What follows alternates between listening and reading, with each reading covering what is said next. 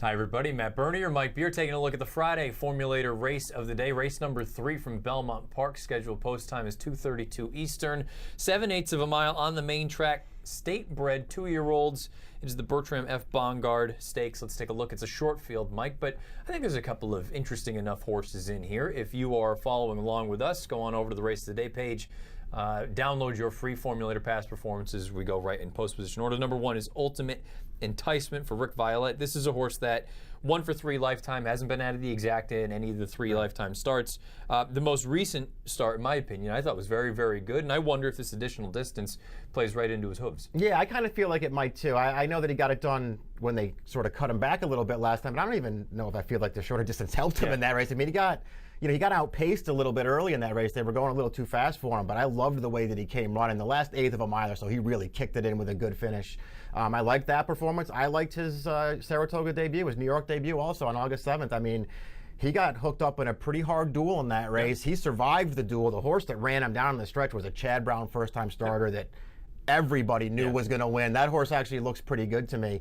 I like both his horses' races. Considering those 2 most recent starts, where would you ideally see him envisioned as far as the pace is concerned? Yeah, I mean, I almost sort of feel like, having the rail at 7/8 isn't a great, place to start from. But in a short field like this, I can't see how it affects him all that much. He's not a blazer, but he's not slow either. I feel like there are a couple of horses who are going to beat him to the front. The 2 horses drawn to the outside are faster. He can fall in behind those horses, though. The number 2 goes out for Mike Maker. That's Alien Invasion. For me, anyway, of the 5 horses, this is the one that I kind of had the hardest time trying to make a case for. Although you go back to the career debut, this horse scored at 11-1 most recently, maybe just a little bit too much too soon. Yeah. I'm always leery about a horse that wins on a wet track and then comes back and kind of flops on a dry track. I agree with that, because that's the real problem with him. His debut did come in the slop, and I thought, like you, I thought he ran fine that day, but he didn't really do that much last time in the funny side, tougher spot or not. He didn't run. It's only 5. I felt like there are 4 of them that I'm not against at all. You could have him if you want him. And we skipped over a formulator fact for Ultimate Enticement. We can take a quick look at that right now for Rick Violet. Past 5 years, Dirt Maiden winner, last out 2-year-old sprints,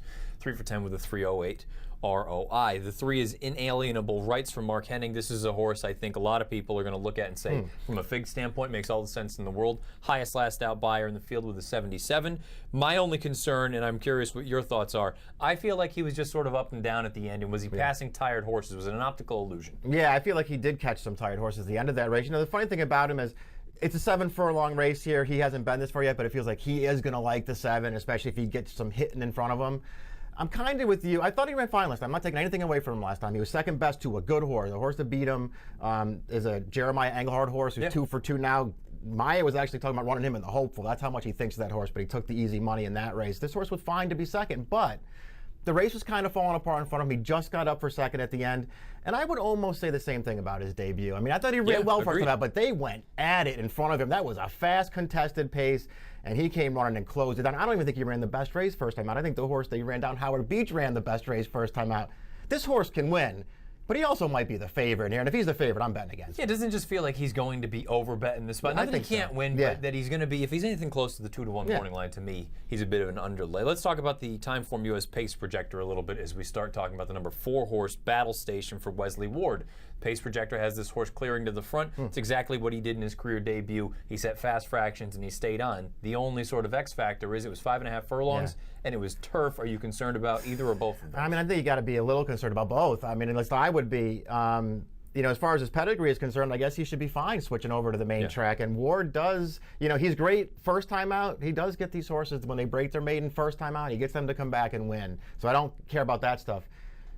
He's not my kind of horse. But I got to say, I thought his debut was really, really good. I mean, that was a fast pace. There were a bunch of horses chasing him and trying him, and he just ran away from them.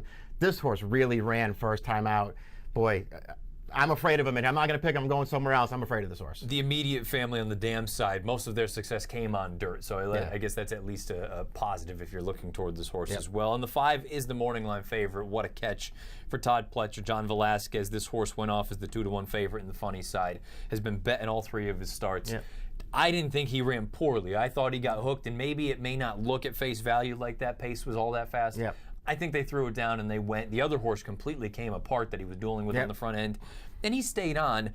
I guess he's just not that interesting to me. Yeah, I feel the same way about him. And listen, maybe his last race is a little better than it looks on paper, But it's not a lot better than No. it looks on paper. I mean, I think he ran fine. I think he's run fine in all 3 of his starts. I'm just not blown away by him. And, he's got that Wesley Ward speed horse right to his inside. I don't think that helps him all that much. And he's the favorite on the morning line in a race where I just feel like there's a couple of more interesting horses. Let's take a look at our picks and find out where we decided to go here in the Bongard. You're going to go with the inside runner, Ultimate Enticement, for Violet and Ortiz. Yeah, I like this horse getting a little bit more distance, maybe a little bit of a pace battle in front of him that he doesn't have to take part in, and he can come running at the end. I'm concerned with Battle Station about a couple of things. One, the fact that now he's going to be facing some winners for the first time. He's going to try dirt for the first time, and he's going to stretch out to 7/8 of a mile. But I'm hopeful that the pace projector is accurate, that he can clear off, and if Carmouche can get him to relax a little bit on the front, maybe he can take him a long way. I went 4-5-1 in here.